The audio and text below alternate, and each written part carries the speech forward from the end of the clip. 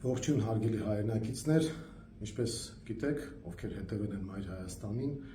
մենք ակցիա ենք իրականացնում Էջմիածնում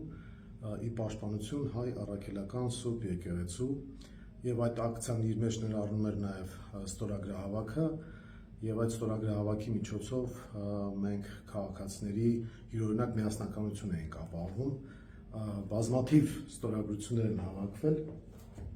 այս պահին թվերը վերջնական ճշտվում են, բայց կարող եմ ասել, որ հազարավոր ստորագրությունների մասին է խոսքը։ Մենք ընդամենը մի քանի օրվա ընթացքում, մի քանի ժամ աշխատելով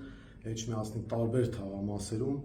ստացանք հետևյալ պատկերը։ Ուրեմն քաղաքացիների ճնշող մեծամասնությունը տոտալ մերժում են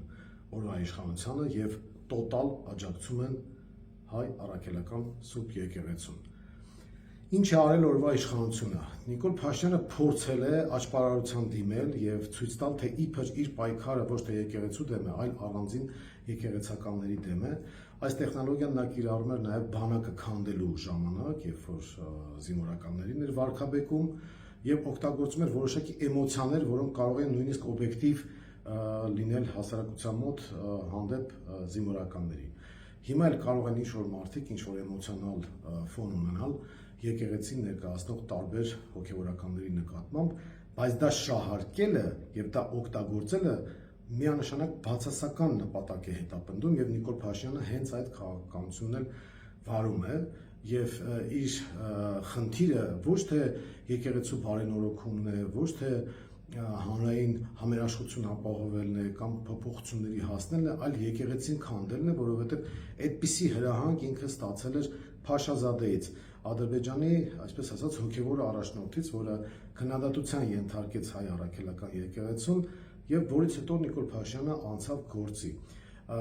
Դրա նպատակը շատ պարզ է՝ հարվածել հայկական ինքնությանը, հարվածել հայկական եկեղեցուն եւ կազմաքանդել բոլոր այն ավանդական ինստիտուտները, որոնք կարող են հայկական ինքնության մաս լինել, իսկ այստեղ եկեղեցին շատ կարեւոր դերակատարում ունի։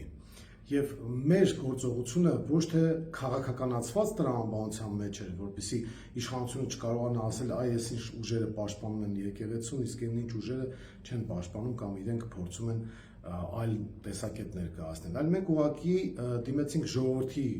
կարծիքին եւ ժողովրդի օգնությանը, իսկ ինչու հենց Էջմիածնում, որովհետեւ ինչպես հայտնի է, հարևանը առաջինն է հասնում դժվարության պահին եւ եթե օրվա իշխանությունը որոշի հարձակում գործել, ապա էջմիածինցիները առաջինն են ռեակցիա տալու եւ մենք հենց ժողովրդի կողմից աջակցության ապահովման խնդիր էինք լուծում եւ նաեւ ուզում ենք շփվել, հասկանալ մարդկանց տեսակետները, ինչ են նրանք մտածում եկեղեցու մասին եւ ընդհանրապես այսօրվա իշխանությունների վարած քաղաքականության մասին եւ կրկնեմ, տոտալ մերժվում է Նիկոլ Փաշինյանը եւ տոտալ աջակցություն ունի հայ առաքելական եկեղեցին։ Իհարկե պետք է ասեմ, որ եկեղեցին էլ բարեփոխումների խնդիր ունի եւ հասարակության հետ, մարդկանց հետ ավելի սերտ շփվելու խնդիր ունի եւ